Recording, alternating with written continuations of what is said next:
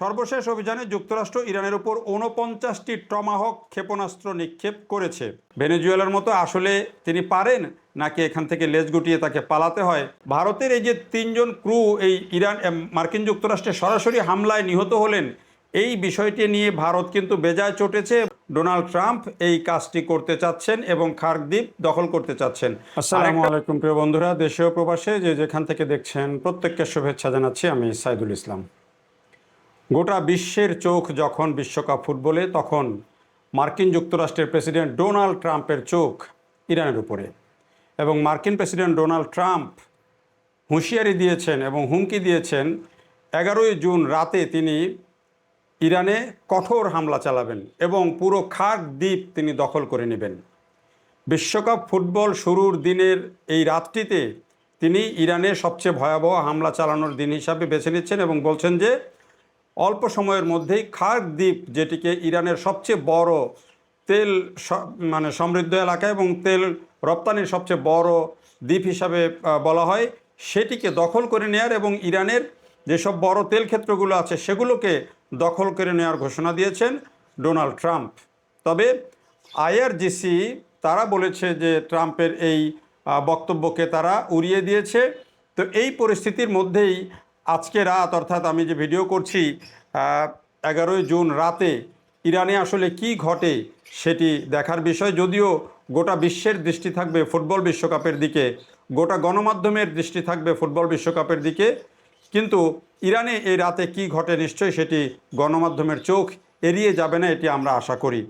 মূলত বিশ্বের সব কয়টি গণমাধ্যম, আল জাজিরা তারা রিপোর্ট করছে, বিবিসি নিউজ রিপোর্ট করছে, গার্ডিয়ান রিপোর্ট করছে, তারা সবাই ট্রাম্পের যে হুমকি আজকে রাতে কঠোর হামলা চালানো হবে ইরানে এবং খার্ক দ্বীপ দখল করে নেওয়া হবে, সেই ঘোষণাকে প্রধান শিরোনাম করেছে প্রত্যেকটি গণমাধ্যম। আমি যখন রিপোর্ট করছি তখন সবার প্রধান শিরোনাম হচ্ছে এটি। মার্কিন প্রেসিডেন্ট এবং এগুলো নিয়ে আমাদের গণমাধ্যমগুলো যে রিপোর্ট করেছে সেখান থেকে আমি বলছি যে ট্রাম্পের এই হুঁশিয়ারের মধ্যে ইরানের বিভিন্ন স্থাপনায় নতুন করে হামলা চালিয়েছে যুক্তরাষ্ট্র। মার্কিন বাহিনী এসব হামলাকে আত্মরক্ষার অতিরিক্ত অভিযান হিসাবে বর্ণনা করেছেন। ট্রাম্প দাবি করেন সর্বশেষ অভিযানে যুক্তরাষ্ট্র ইরানের উপর ৪৯টি টমাহক ক্ষেপণাস্ত্র নিক্ষেপ করেছে। তিনি আরও বলেন, আগের সন্ধ্যায় ইরানের নেতারা সরাসরি তাকে ফোন করে বোমা হামলা বন্ধ করার অনুরোধ করেছে। এটি হচ্ছে ট্রাম্পের দাবি। ফক্স নিউজের প্রতিবেদনে বলা হয়, ট্রাম্প তাদের জবাবে বলেন, ইরান যদি যুদ্ধ বন্ধে যুক্তরাষ্ট্রের শর্ত না মেনে নেয় তাহলে আজ রাতেই তাদের উপর ভয়াবহ বোমা হামলা চালানো হবে। তবে ট্রাম্পের এই দাবিকে প্রত্যাখ্যান করেছে ইসলামী রেভলিউশনারি গার্ড কর্পস।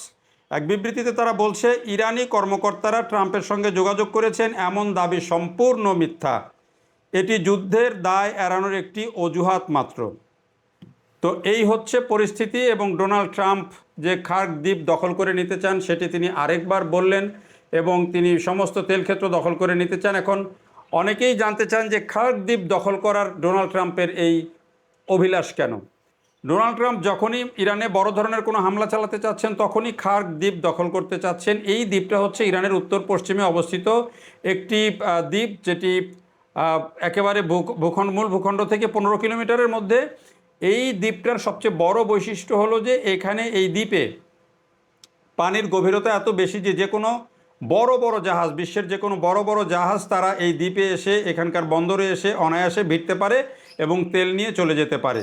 এবং ইরানের 90% তেলের রপ্তানি হয় এই দ্বীপ থেকে এবং এখানকার বন্দরগুলো থেকে।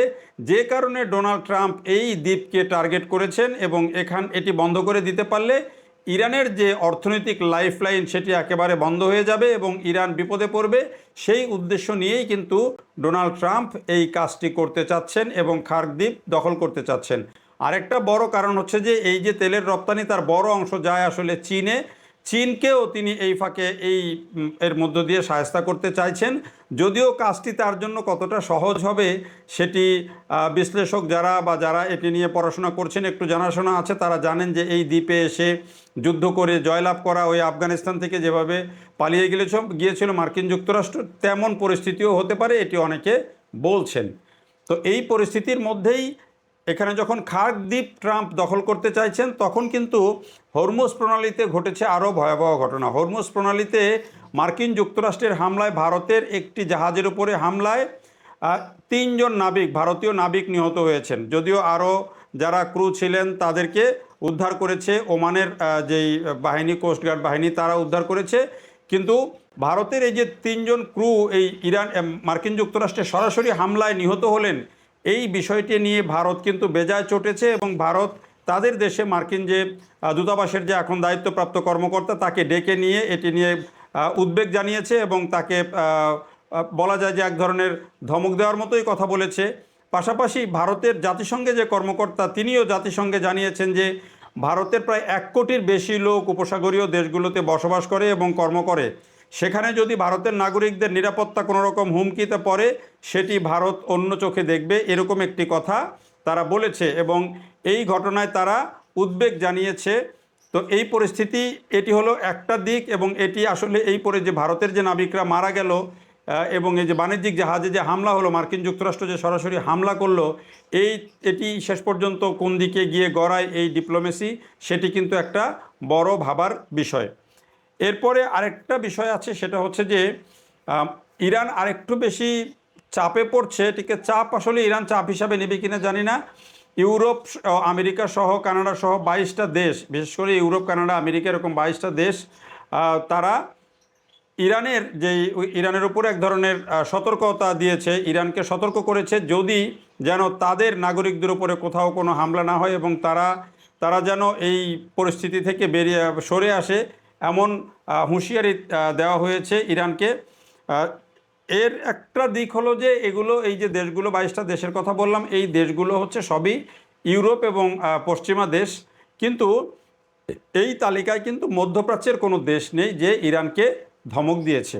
এর আগে যেটি হয়েছিল যে ইরান যখন জর্ডান, কুয়েত, কাতার, বাহরাইন বা আরব আমিরাত, সৌদি আরবের উপরে প্রথম দফায় যখন হামলা করছিল মার্কিন ঘাঁটিগুলোতে, তখন কিন্তু এক ধরনের পরিস্থিতি তৈরি হয়েছিল। কিন্তু এবারেও যখন ইরানের উপরে মার্কিন যুক্তরাষ্ট্র নতুন করে হামলা করলো, তখন কিন্তু কুয়েত, জর্ডান এবং বাহরাইন, এই 3টা জায়গায় মার্কিন যুক্তরাষ্ট্রের যে ঘাঁটি, সেখানে সরাসরি ইরান আঘাত করেছে এবং সেখানে বেশ কিছু ক্ষয়ক্ষতি হয়েছে। হরমুজ প্রণালীতে 2টি জাহাজের উপরে ইরান সরাসরি আঘাত করেছে, সেখানেও ক্ষয়ক্ষতি হয়েছে। এখন কিন্তু এই হামলার পর কিন্তু আর এই যে দেশগুলোর কথা বলছি বা মধ্যপ্রাচ্যের কোনো দেশ কিন্তু নতুন করে কোনো কথা বলেনি, কোনো বিবৃতি, কোনো প্রতিবাদ, কোনো নিন্দা, কোনো কিছুই কিন্তু বলেনি।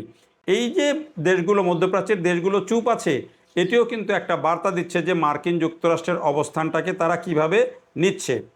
এখন এই যে ডোনাল্ড ট্রাম্প যেই হুঁশিয়ারি দিচ্ছেন, এই হুঁশিয়ারির মধ্যে এবং মার্কিন যুক্তরাষ্ট্র যখন নতুন করে হামলা চালাচ্ছে, তখন এই সব দেশের, এই যে 3টা দেশের কথা বললাম, এই 3টা দেশের 18টি জায়গায় মার্কিন যুক্তরাষ্ট্রের ঘাঁটি সহ, জাহাজ সহ যেসব জায়গায় মার্কিন স্থাপনা আছে, মার্কিনীদের উপস্থিতি আছে, এরকম জায়গায় 18টা জায়গায় ইরান হামলা চালিয়েছে। তো এই যে পরিস্থিতি তৈরি হচ্ছে, যদি এখন নতুন করে এই যুদ্ধ আবার শুরু হয়, নতুন করে যদি ইরানের উপর বড় কোনো অ্যাটাক মার্কিন যুক্তরাষ্ট্র এবং ইসরায়েল মিলে করে, বিশেষ করে খার্ক দ্বীপ দখল করার জন্য যদি করে, সেই ক্ষেত্রে মধ্যপ্রাচ্যের দেশগুলোর নতুন অবস্থান, অর্থাৎ যুদ্ধবিরতির পর তাদের নতুন অবস্থান কি দাঁড়ায়, চীন এবং রাশিয়া এখানে কি অবস্থান নেয় এবং কি বলে, সেটির উপর কিন্তু আগামী দিনের যেই যুদ্ধ এবং ভূরাজনীতি, বিশ্ব রাজনীতি, সেটি কিন্তু নির্ভর করছে। এখন যদি খার্ক দ্বীপ যদি সত্যি সত্যি ওই ভেনেজুয়েলার মতো যদি গিয়ে মার্কিন প্রেসিডেন্ট দখল করে ফেলতে পারতেন, তাহলে এতদিন হয়তো করে ফেলতেন। এখন নতুন করে তিনি যে হুমকি দিচ্ছেন যে চুক্তি না করলেই এটি করা হবে, যদিও 2 দিন আগেই তিনি নেতানিয়াহুকে ধমক দিয়েছিলেন যে তিনি যেটা করবেন সেটাই মেনে নিতে হবে, কিন্তু এখন আবার দেখা যাচ্ছে যে তার সুর কিন্তু আবার বদলে গেছে। অর্থাৎ ট্রাম্প হচ্ছেন একটা আনপ্রেডিক্টেবল ম্যান। তার কাছে সবচেয়ে বড় হচ্ছে বাণিজ্য, তার কাছে সবচেয়ে বড় হচ্ছে দখল, এবং দখল করে নিয়ে যেভাবে এখন যেভাবে বলছেন যে তেল ক্ষেত্রগুলো দখল করে নেওয়া হবে, খার্ক দ্বীপ দখল করে নেওয়া হবে, তো সেটি ভেনেজুয়েলার মতো আসলে তিনি পারেন নাকি এখান থেকে লেজ গুটিয়ে তাকে পালাতে হয়, সেটি এখন দেখার বিষয়। দেখার জন্য সবাইকে অনেক ধন্যবাদ।